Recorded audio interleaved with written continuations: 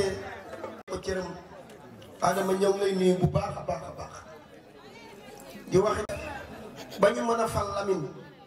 mën koo dimbali nag mu am une équipe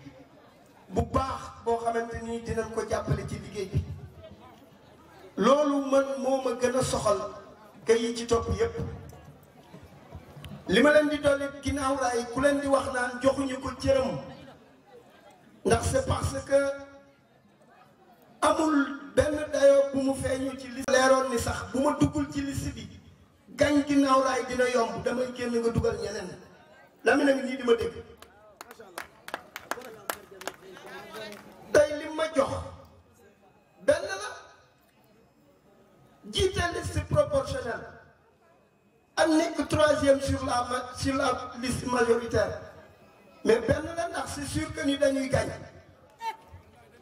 ci kàttanu yàlla te victoire bi gën ginnaaw raay lay amee centre de vote bi mooy doon centre de vote bi gën ndax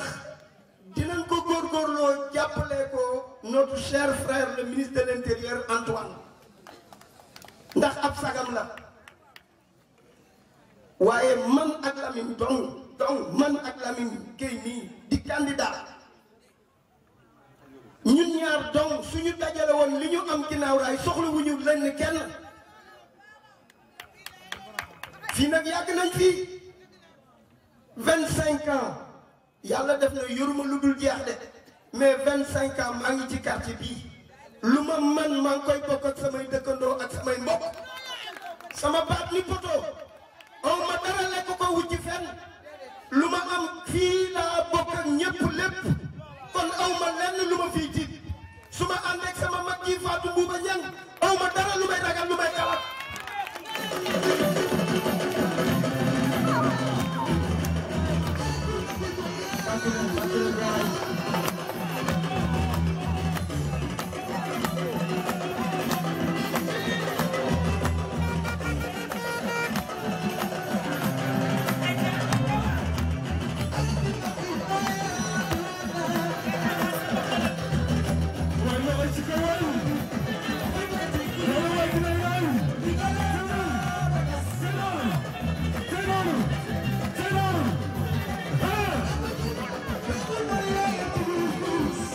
merci beaucoup Didier.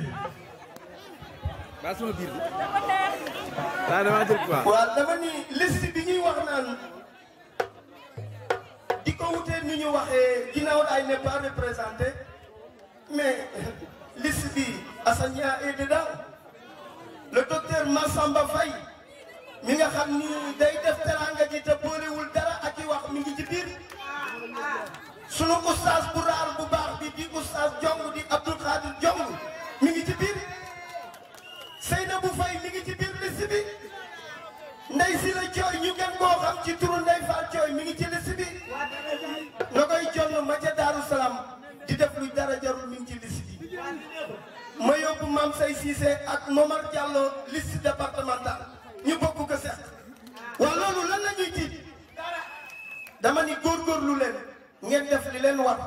ñu taxaw ni ñu ko waree la ñu defoon ci présidentielle ñun def lu ko raw affaire bi jeex maa ngi leen di gërëm di leen sant ma bàyyi li ci des monsieur le candidat de Benno Bokk Yaakaar muy suñu yaakaari Xombol di yaakaari Ginnaaw Raay di yaakaari Antoine ñu jëm ca kanam ak kanam jërë ngeen jëf. merci beaucoup sunu papa.